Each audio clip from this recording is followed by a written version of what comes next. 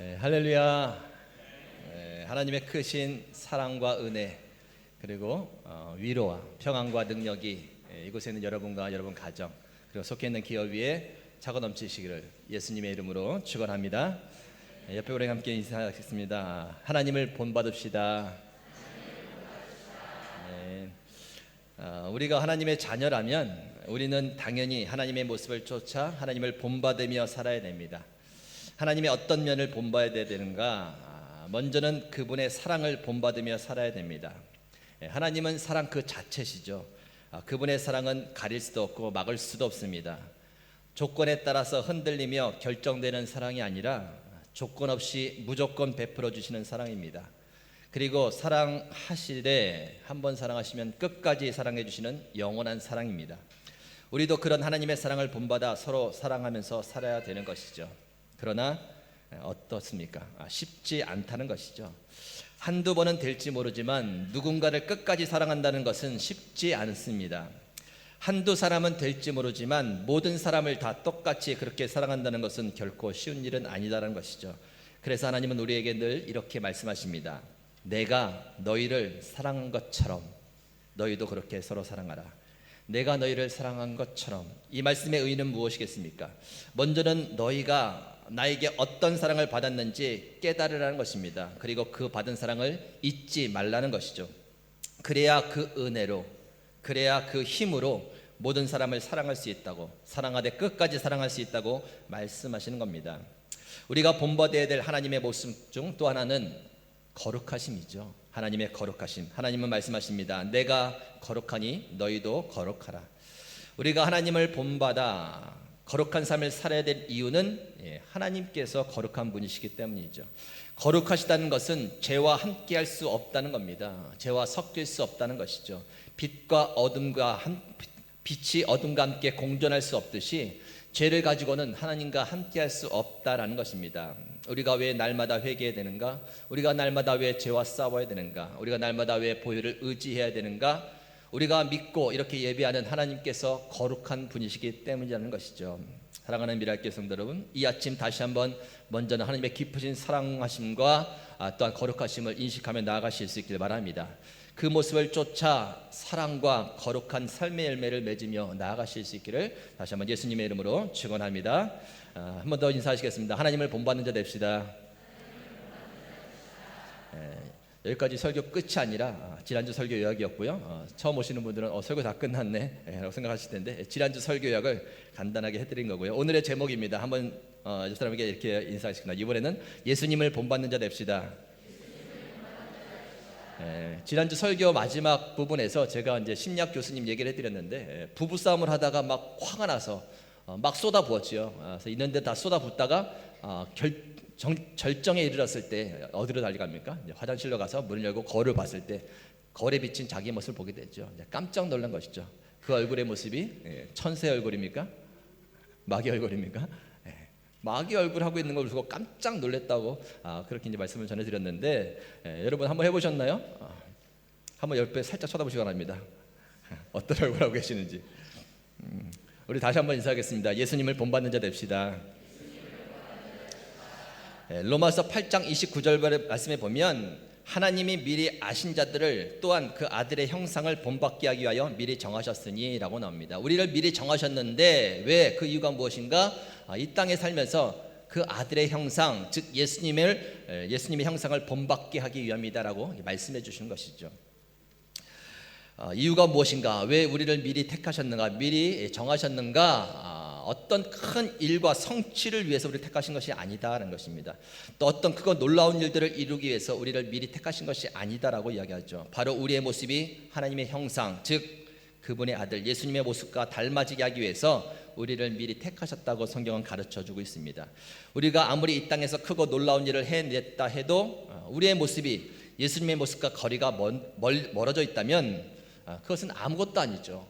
험한 일이 되어버릴 것입니다. 하나님은 우리가 없어도 충분히 모든 일을 다 해내실 수 있는 분입니다. 그럼에도 불구하고 우리에게 그 일들을 맡겨주셔서 하게 하시는 이유는 다른 것이 아니죠.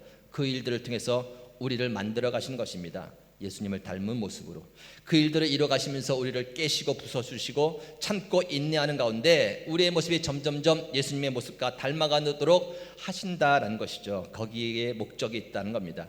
아무리 큰 일을 해내도 그 모습 가운데 날마다 강팍한 모습이 흘러나온다면 그것은 무슨 소용이 있겠습니까? 혹 남들이 하지 못한 일을 해냈다 해도 그 모습이 날마다 교만 가운데 가득 차 있다면 그것이 무슨 소용이 있겠냐는 것이죠. 만약 이러한 가정이 있다고 한번 생각해 보시기 바랍니다. 자녀가 열심히 공부를 했어요. 열심히 공부해서 좋은 인류대학에 들어갔습니다. 그리고 열심히 공부해서 하고 싶은 남들이 부러울 만한 자격을 땄어요. 판사가 됐습니다. 그런데 부모가 날마다 그 자녀의 눈치만 보는 거예요. 어렸을 때는 그 공부 방해될까 봐 그냥 날마다 자녀의 눈치를 살피는 것이죠. 그로 인해서 자녀가 기세가 등등합니다. 언제나 자신이 옳다고 생각하면 부모님께 막 큰 소리를 치는 것이죠.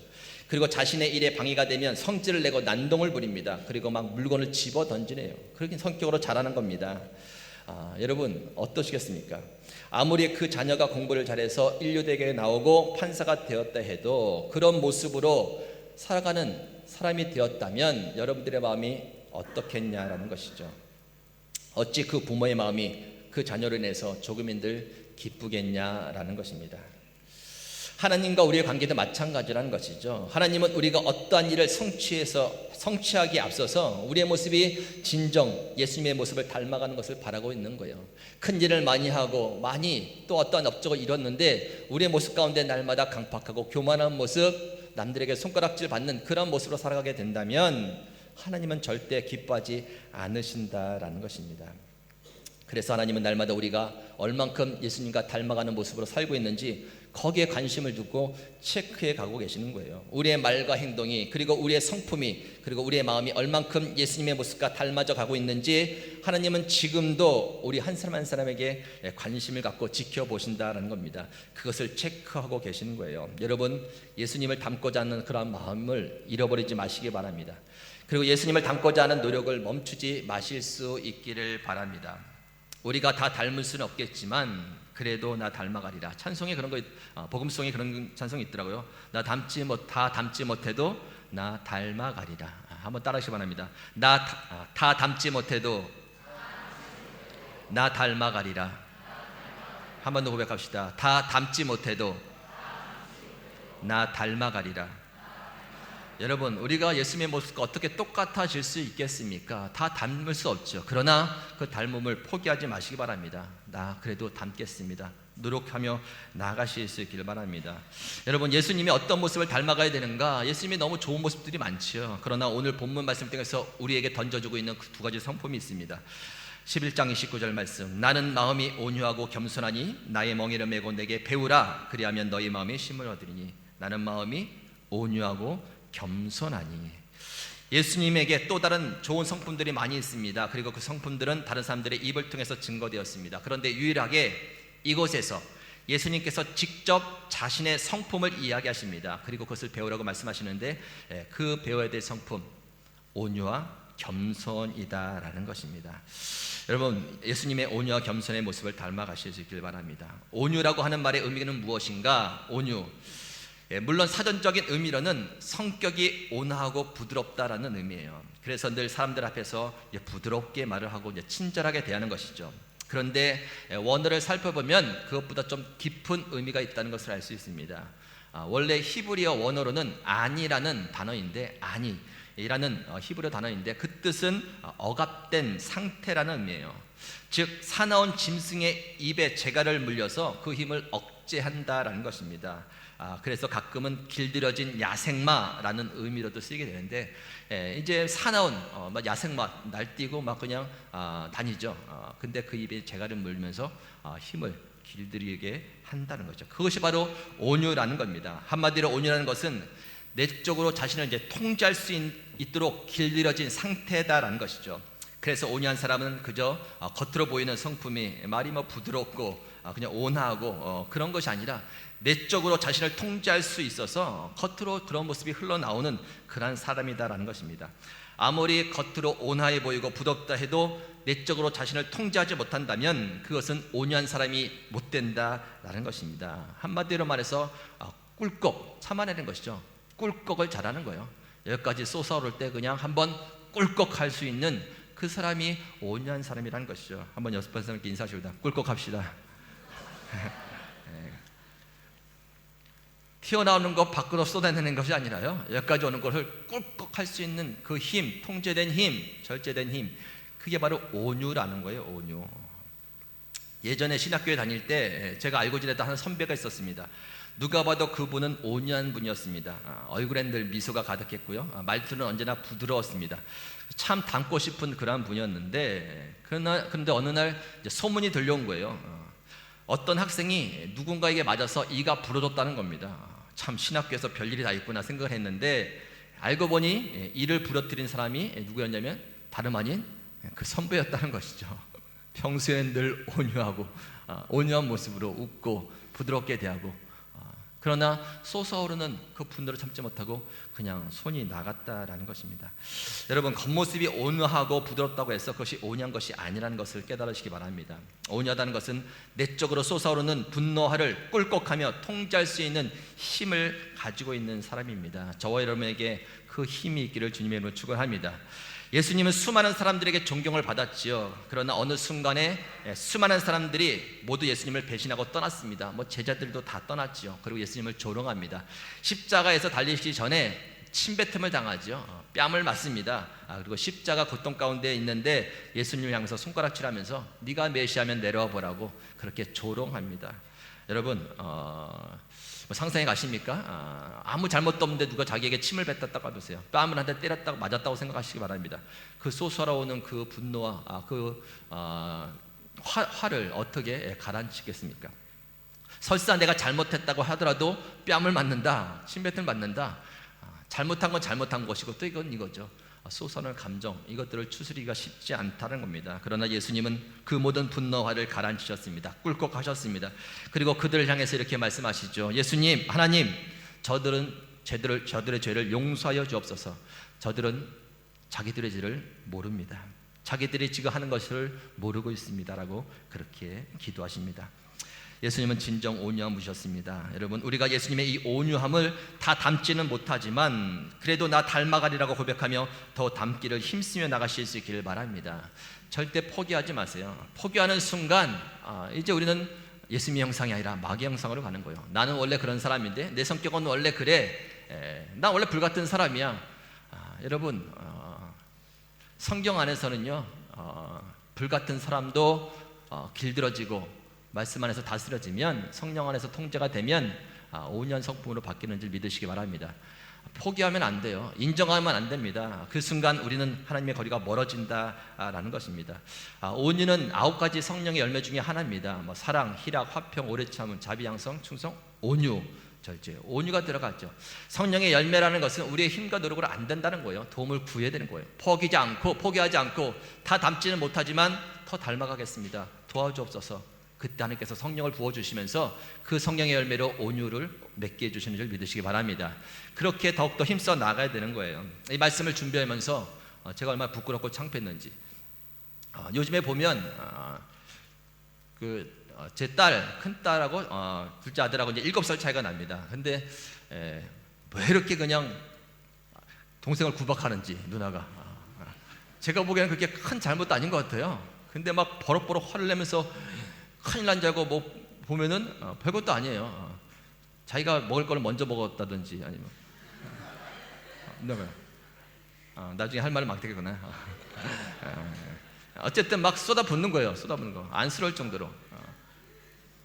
근데 나중에 또 다른 모습을 보게 되면 이제 저희 집사람이 큰 딸을 막 쏟아부을 때가 있는 거예요. 내가 볼 때 크게 잘못한 것 같지는 않은데 막 있는 대로 쏟아붓는 거예요. 막 이렇게 쏟아붓는 거예요.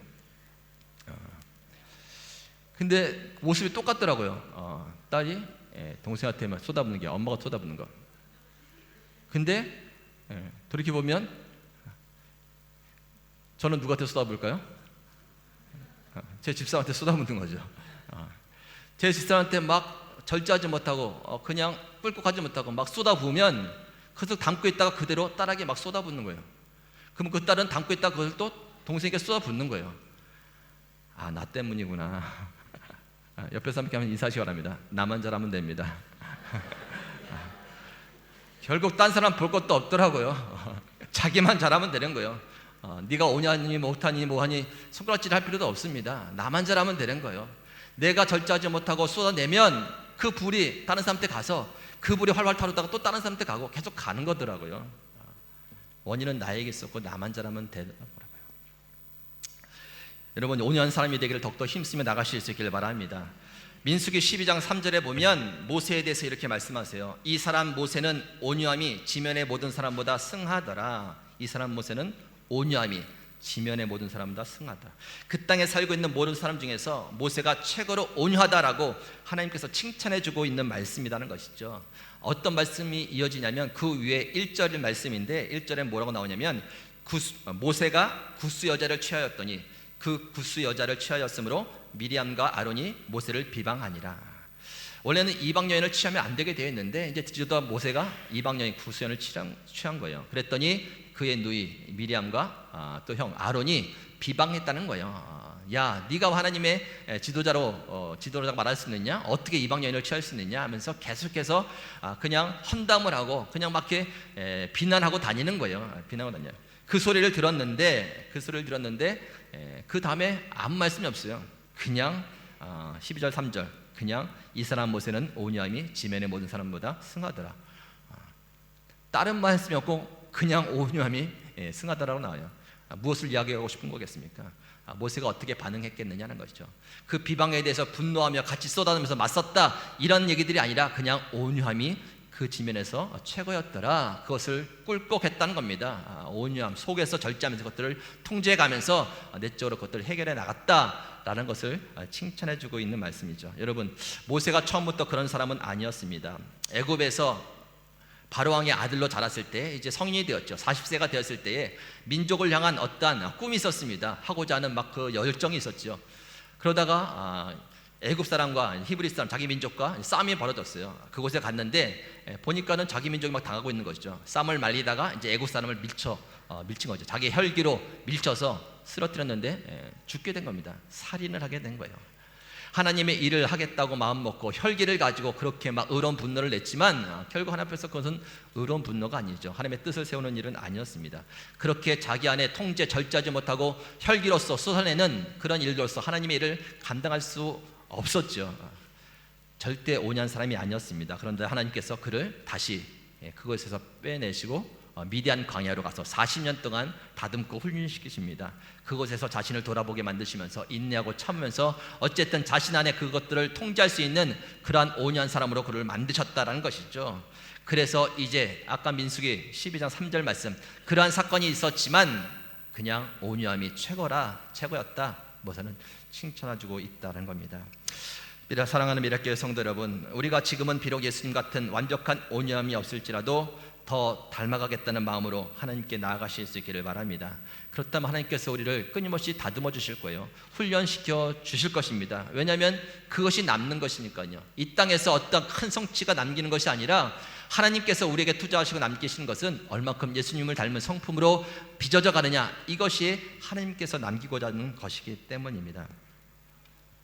크건 작건 여러분에게 분노하게 만들고 여러분을 흥분하게 만들고 여러분을 못 찾게 만드는 일이 생긴다면 그때가 바로 하나님께서 여러분을 훈련시키고 계시는 때라는 것을 여러분 놓치지 마시기 바랍니다. 예수님을 닮은 모습으로 나를 온유한 사람으로 만들어 가시는구나. 그것들을 깨닫고 한번 꿀꺽 하시기 바랍니다.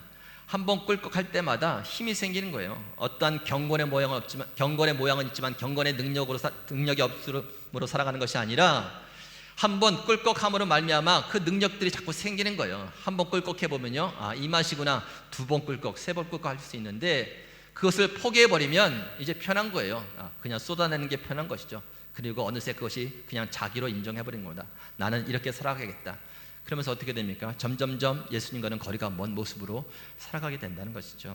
예수님이 말씀하십니다. 나는 온유하다, 내게 와서 배우라고 말씀하십니다. 다시 한번 새롭게 결단하시고 예수님의 온유하심을 쫓아서 하나님 도와주옵소서, 성령이여 저를 충만하게 하여 주셔서 예수님처럼 5년 열매를 맺고 살아가는 저와 여러분이 될 수 있도록 예수님의 이름으로 축원합니다.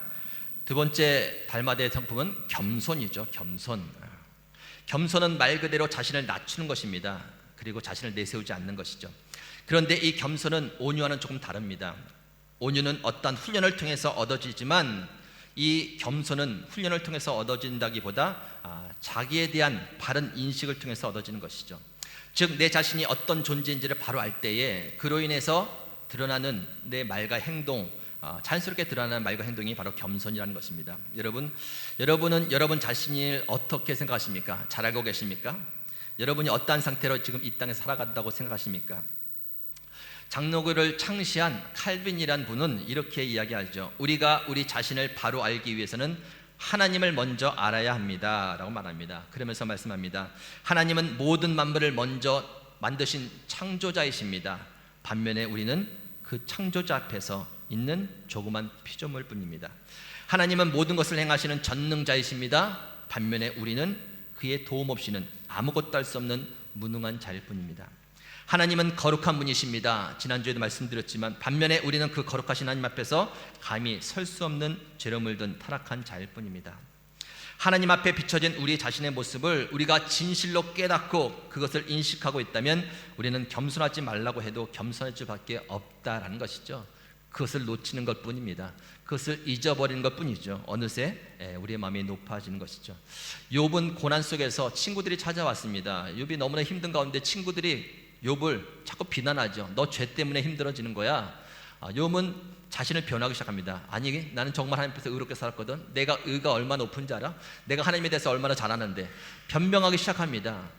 본의 아니게 변명하기 시작하다가 자신의 의가 진짜 하늘처럼 높아지게 되죠. 자신이 모든 것을 다 아는 것처럼 그렇게 교만에 빠지게 됩니다. 그 순간 하나님께서 욥 앞에 나타나시죠. 그리고 야 네가 그렇게 잘났느냐?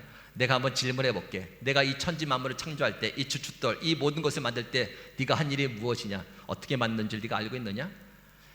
이 숲에 있는 모든 야생동물을 내가 키우고 태어나게 하고 자라게 했는데 너 그때 뭐 한 일 있느냐? 어떻게 그들이 자라고 태어난지 네가 알고 있느냐? 이 모든 우주 만물을 또 자연세계를 만들어가는, 움직여가는 그 모든 이치를 알고 있느냐? 욥은 한마디 대답을 못하죠. 그리고 그 전능하신 하나님 앞에서 겸손해집니다. 그리고 고백하죠. 내가 아무것도 모르고 있지도 모르는 말을 막 내뱉습니다. 제가 교만했습니다. 저 용서해 주옵소서. 그냥 겸손해지는 거예요. 겸손해지는 거. 베드로가 예수님이 베드로에게 찾아가서 밤새도록 그물을 던졌습니다. 던졌는데 고기를 못 잡죠. 더 깊은 곳에 그물을 던져라. 그가 순종해서 깊은 곳에 그물을 던졌는데 많은 고기를 얻게 되죠. 그때 베드로가 눈이 동그래집니다. 이분이 누구지? 그냥 보통 사람들 말하는 랍비 선생 정도가 아니구나. 혹시 진짜 내가 기다리고 있는 메시아? 하나님께서 보내준 선지자? 아들? 그 순간에 그는 자신의 모습을 보게 되죠. 그리고 뭐라고 고백하냐면 예수님 저는 죄인입니다. 제게서 떠나가 주세요. 갑자기 왜 그런 고백을 합니까? 거룩하신 그분 앞에 서니 자신의 부족함이 그냥 보여지는 거예요. 겸손한 고백이 나올 수밖에 없다라는 겁니다. 베드로전서 5장 6절에 보면 그래서 베드로는 이렇게 이야기하죠. 하나님의 능하신 손 아래서 겸손하라. 하나님의 능하신 손 아래서라는 전제가 붙습니다. 그 앞에서 겸손하라. 사람 앞에서가 아니라 하나님의 능하신 그 손 안에서 겸손하라. 그 능하신 손 앞에 서면 겸손해질 수밖에 없다는 겁니다.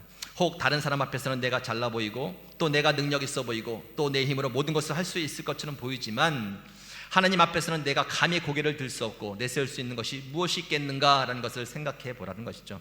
그래서 하나님의 능하신 손 안에서는 겸손해질 수밖에 없다라고 말씀합니다. 사랑하는 미랄교회 성도 여러분, 먼저는 늘 하나님 앞에 서실 수 있기를 바랍니다. 모든 만물을 창조하신 하나님, 그리고 모든 것을 행하시는 전능하신 하나님, 그리고 거룩하시고 전혀 흠이 없는 하나님 앞에 서실 수 있기를 바랍니다. 그 하나님 앞에 비춰진 우리의 작은 모습, 창조주 앞에 모래알처럼 작은 우리의 보잘것없는 모습을 보실 수 있길 바랍니다. 거룩하시고 흠이 없는 하나님 앞에서 우리의 허물과 죄로 물든 우리의 연약한 모습을 비춰보실 수 있길 바랍니다. 단 한순간도 하나님의 도움 없이는 살 수 없는 우리의 무능력함과 한계 그리고 연약함을 발견하실 수 있길 바랍니다. 하나님께서 숨쉬게 하지 않으시면 그냥 죽는 거예요. 그것을 우리가 발견하고 늘 인식하며 살아갈 때 우리는 능하신 하나님의 손 아래서 늘 겸손해질 수밖에 없다라는 것입니다. 아무리 시간이 간다 해도, 아무리 신앙의 연륜이 쌓인다 해도, 아무리 많은 큰 업적을 이룬다 해도 그 겸손의 모습은 바뀌지 않는다는 것이죠. 사도 바울은 이렇게 고백합니다. 고린도전서 15장 9절, 그의 사역의 초기 때의 고백입니다. 나는 사도 중에 가장 작은 자라. 나는 하나님의 교회를 핍박하였으나 사도라 칭함받기를 감당하지 못할지니라. 사도 중에서 자신은 가장 작은 자라고 그렇게 고백하며 시작합니다. 7년이 지납니다. 많은 업적을 이루고 7년이 지났는데 에베소서 3장 8절 고백, 모든 성도 중에 지극히 작은 자보다 더 작은 나에게 이 은혜를 주신 것이라고 말하죠. 처음에는 사도 중에 가장 작은 자, 그런데 이제는 성도들 중에 작은 자 중에 더 작은 자, 그리고 더 시간이 지납니다. 더 많은 업적을 이루게 되죠. 그리고 죽음의 문턱에 서서 디모데전서 1장 15절 말씀, 디모데후서 1장 15절 말씀, mit보다 모든 사람이 받을 만한 이 말이요 그리스도 예수께서 죄인을 구원하시려고 세상에 임하셨다 하였도다. 죄인 중에 내가 괴순이라. 사도 중에 가장 작은 자, 그리고 성도 중에 작은 자 중에 더 작은 자, 그리고 이제 죄인들 중에서 가장 죄를 많이 지은 괴수 같은 나라는 고백이죠. 시간이 가면 갈수록, 신앙의 연륜이 쌓이면 쌓일수록, 큰 업적을 이루면 이룰수록 하나님 앞에 비춰진 자신의 모습을 날마다 발견하고 가는 것이죠. 그러므로 그의 고백은 더 겸손해질 수밖에 없었다라는 것입니다. 여러분, 겸손은 그런 거예요. 내가 억지로 겸손하고자 해서 모개를 숙이고 자세를 낮춘다고 해서 겸손해진다는 것이죠. 사람 앞에서 겸손해지려고 애써도 사람에 따라 다른 사람 앞에 서면 또 마음이 흔들리게 되는 것이죠. 하나님 앞에 서야 돼요. 진짜 하나님이 어떤 분이시고 그 모습 가운데 빚어진 나의 모습을 깨달을 때 우리는 자연스럽게 겸손해질 수밖에 없다는 겁니다. 예수님은 하늘의 영광을 버리고 이 땅에 내려와 낮고 낮은 모습으로 겸손하게 서셨습니다. 그분은 자신의 뜻이 아니라 오직 하나님 아버지의 뜻을 이루기 위해서 모든 것을 다 비우면서 그렇게 그 말씀에 순종하며 끝까지 겸손의 모습으로 사셨습니다. 우리가 그 예수님의 겸손의 모습을 담지는 못하겠지만 그래도 계속해서 나 닮아가리라고 고백하며 하나님의 능하신 손 아래서 그 손 아래서 우리의 모습을 깨닫고 그리고 거기서 흘러나오는 그 겸손의 모습으로 예수님을 닮아가실 수 있기를 바랍니다. 여러분, 이렇게 사는 것이 정상이에요. 신앙적인 거예요. 오늘 말씀에 보면 나는 마음이 온유하고 겸손하니 나의 멍에를 보고 내게 배우라. 그리하면 너희의 마음이 쉼을 얻으리라 라고 나와요. 너희의 마음이 쉼을 얻으리라. 진짜 온유하고 겸손하게 살면 너희들의 마음이 쉼을 얻으리라고 하죠. 역으로 말하면 무엇입니까? 우리가 마음이 힘든 이유, 살면서 이 사건 저 사건 부닥치면서 많이 힘든 이유, 따지고 보면 우리의 마음이 온유하지 못하기 때문이에요. 따지고 보면 우리의 마음이 겸손하지 못하기 때문에 마음에 쉼을 얻지 못하는 거예요. 그러니 와서 배우라는 것이죠. 나는 진짜 온유하거든, 나는 진짜 겸손하거든. 그것을 배운다면 너희들의 마음이 쉼을 얻게 될 거야. 여러분, 예수님의 온유와 겸손을 쫓아 여러분의 마음에 쉼이 있기를 주님으로 축원합니다. 더 근본적으로 왜 우리가 이렇게 살아야 되는가? 왜 예수님의 닮은 모습으로 살아야 되는가? 디도서 말씀에 보면 하나님께서 그레데 섬에 디도라는 사람을 세웁니다. 사도 바울이 사랑하는 믿음의 아들 디도를 세우고 그 그레데 섬에 목회를 하게 만드는데 그레데 섬 사람들의 특징이 있어요. 날마다 거짓말하고 다니는 거예요. 영적으로 타락했을 뿐만 아니라 도덕적으로도 아주 타락하고 아주 그냥 수준이 낮은 곳입니다. 그곳에서 목회를 하니 얼마나 힘들겠습니까? 가장 먼저 해야 될 일, 일꾼들을 세워라, 성도들을 바로 세워라, 기준들이 이렇다라고 말씀하면서 기준들이 참 수준이 높습니다. 디도서 1장 6절을 보면 책망할 것이 없고 한 아내의 남편이며 방탕하다는 비난을 받거나 불순종하는 일이 없는 믿는 자를 둔 자녀랄지니라. 그리고 책망할 것이 없고 고짓대로 하지 아니하며 급히 분내지 아니하며 술을 즐기지 아니하며 구타하지 아니하며 더러운 이득을 탐하지 아니하며 오직 나그네를 대접하며 선함을 좋아하며 신중하며 의로우며 거룩하며 절제하며.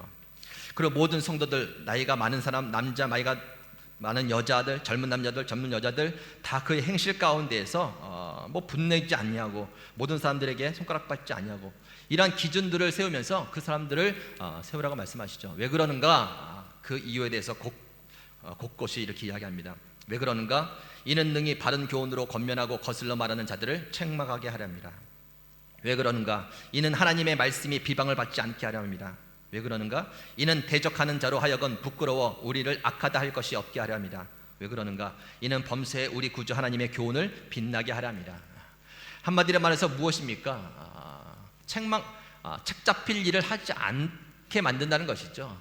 지금 진리가 흘러가야 되고 복음이 흘러가야 되고 하나님의 살아계심이 증거되어야 되는데 행실로 말미암아 다 걸리는 거예요. 너나 잘해라. 믿는 자들이 입에서 나오는 말이 힘이 없는 겁니다. 권세가 없는 거예요. 너나 잘해라. 여러분 요즘 어떻습니까? 틈만 나면 그냥 다 기삭거리죠.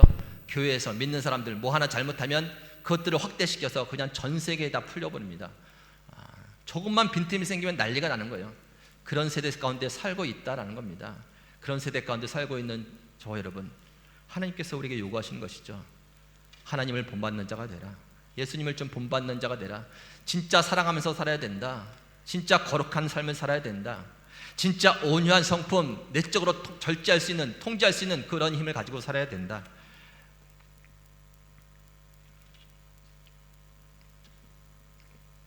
그리고 겸손의 모습으로 살아야 된다라고 말씀해 주신 거죠. 왜요? 그래야 막힘없이 하나님의 진리의 말씀이, 복음이 흘러갈 수 있기 때문입니다. 저와 여러분, 우리가 사는 이 세대 가운데에서 여러분이 처해 있는 그곳에서 얼만큼 하나님의 향기를 드러내며 진리의 말씀, 권세 있는 입술로서 선포하면서 살고 계십니까? 오늘 하나님의 권면을 들으시기 바랍니다. 나를 닮으라고. 나는 온유하고 겸손하다고. 그 온유와 겸손을 통해서 너희 마음에 쉼을 얻으라고. 그리고 그 온유와 겸손의 성품을 통해서 이제 복음이 막히지 않고 하나님의 진리가 흘러가는 일에 쓰임 받으라고 말씀해 주십니다. 그 음성을 들으시면서 다 닮지는 못하지만 그래도 또 닮아가겠습니다. 새롭게 결단하시고 하나님을 의지하시고 성령의 기름 부으신 가운데에서 예수님처럼 귀한 온유와 겸손의 모습으로 귀한 열매 맺으시고 그리스도의 향기를 드러내면서 주의 뜻을 이루는 저와 여러분 되시기를 예수님의 이름으로 축원합니다. 하나님 감사합니다. 예배를 통하여 영광 돌리게 하시고 새 생명을 말씀을 통하여 바른 길로 우리를 인도하여 주시니 진심으로 감사를 드립니다. 다 닮을 수 없지만 그래도 더 닮아가겠다고 고백하는 우리 가운데 하나님 긍휼과 은혜를 부어주시고 새 성령의 능력을 부어주셔서 온유하셨던 예수님처럼, 겸손하셨던 예수님처럼 우리도 내적인 통제를 가지고 더욱더 하나님 앞에서 겸손한 모습으로 살아갈 수 있는 저희들 다 되게 하여 주옵소서. 그러므로 말미암아 우리가 속해 있는, 우리가 만나는 모든 사람들에게 선한 영향력 끼치게 하여 주시고 그것으로 말미암아 전도의 문이 열리고 진리가 흘러갈 수 있도록 역사하여 주시옵소서. 그러한 미랄교회여 속해 있는 모든 가정들이여 그리고 사랑하는 우리 자녀들이 되도록 축복하여 주시고 그 힘으로 말미암아 더욱더 주님 앞에 영광 돌리며 승리하며 귀한 뜻을 이뤄내는 저희들 다 되게 하여 주시옵소서. 감사드리며 살아계신 예수님의 이름으로 기도 올렵나이다.